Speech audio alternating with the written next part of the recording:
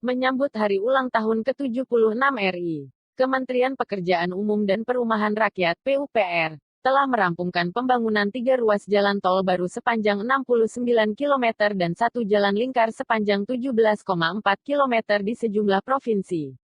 4 ruas jalan tersebut siap beroperasi guna meningkatkan konektivitas dan kelancaran lalu lintas dan logistik yang pada akhirnya mendorong tumbuhnya pusat pertumbuhan ekonomi baru.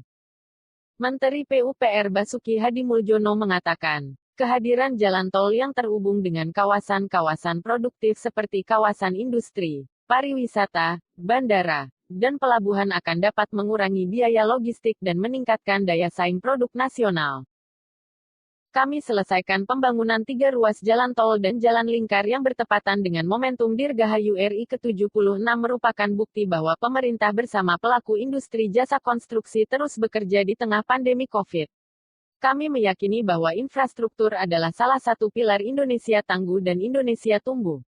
Kami pun berharap bahwa sektor konstruksi dapat terus menjadi salah satu solusi dan tumpuan untuk menjaga pertumbuhan ekonomi yang positif, sekaligus membantu Indonesia untuk pemulihan ekonomi nasional, kata Menteri Basuki.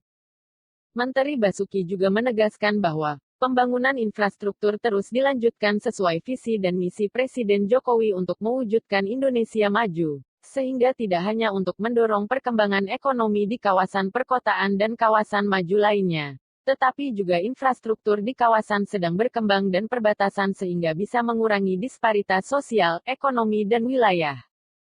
Ruas jalan tol pertama yang siap diresmikan pengoperasiannya adalah bagian dari jalan tol pertama di Pulau Kalimantan, yakni tol Balikpapan Samarinda. Seksi 1 ruas Balikpapan Samboja dan seksi 5 ruas Sepinggan Balikpapan. 2 ruas tersebut merupakan titik krusial untuk operasi penuh tol Balsam yang seksi 2, 3 dan 4 telah diresmikan pengoperasiannya oleh Presiden Joko Widodo pada Desember tahun 2019 lalu. Dengan beroperasinya ruas tol Balsam secara utuh, diharapkan dapat memangkas biaya logistik barang dan jasa serta waktu tempuh antar Balikpapan Samarinda dari semula sekitar 3 jam menjadi hanya 1 jam.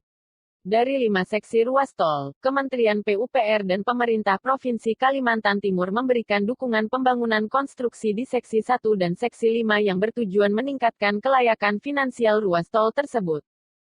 Jalan tol Balsam juga menjadi akses menuju Bandara Internasional Sultan Haji Muhammad Sulaiman, Sepinggan. Akses menuju bandara ini dapat ditempuh dalam waktu 15-20 menit dengan melewati seksi 5 ruas Balikpapan Sepinggan. Ruas tol kedua yang siap diresmikan adalah tol Serang Panimbang seksi 1 sepanjang 26,5 km menghubungkan Serang Rangkas Bitung. Pembangunan tol Serang Panimbang, 83,67 km, yang terdiri dari 3 seksi tersebut dikerjakan melalui skema kerjasama pemerintah dan badan usaha. Untuk seksi 1-2 menjadi porsi badan usaha jalan tol oleh PT Wijaya Karya Serang Panimbang dan seksi 3 porsi pemerintah. Kehadiran tol Serang Panimbang akan memberikan kemudahan dan efisiensi waktu perjalanan seperti dari Jakarta menuju kawasan pariwisata Tanjung Lesung yang sebelumnya membutuhkan waktu tempuh hingga 4-5 jam menjadi sekitar 2-3 jam dengan kecepatan rata-rata 100 km per jam, sehingga mendukung pengembangan ekonomi wilayah Banten Tengah dan Banten Selatan dengan Banten Utara. Ruas tol ketiga yang siap diresmikan pengoperasiannya adalah Jalan Tol Layang dalam Kota seksi Kelapa Gading Pulau Gebang sepanjang 9,3 km. Seksi Kelapa Gading Pulau Gebang akan terkoneksi dengan jaringan Jalan Tol Jor seksi E menuju kawasan ekonomi khusus Marunda dan Pelabuhan Tanjung Priok. Seksi ini merupakan bagian dari pembangunan tahap 1 Jalan Tol Layang dalam kota dengan investasi yang dilaksanakan oleh kontraktor pelaksana PT Jaya Konstruksi PT Adikarya, KSO.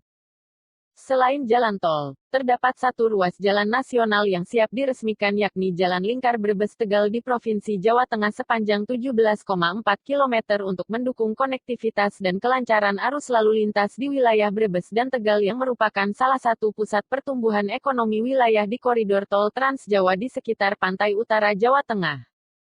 Pembangunan Jalan Lingkar Brebes-Tegal menggunakan APBN Kementerian PUPR Cek Ditjen Bina Marga yang dikerjakan oleh kontraktor PT Adikarya, Persero, terbuka sejak Desember tahun 2019.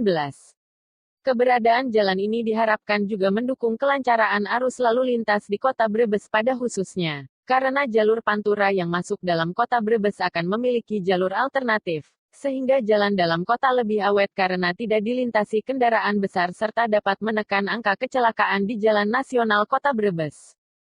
Mengenai waktu peresmian, staf ahli Menteri PUPR bidang teknologi, industri, dan lingkungan sekaligus juru bicara Kementerian PUPR Endra S.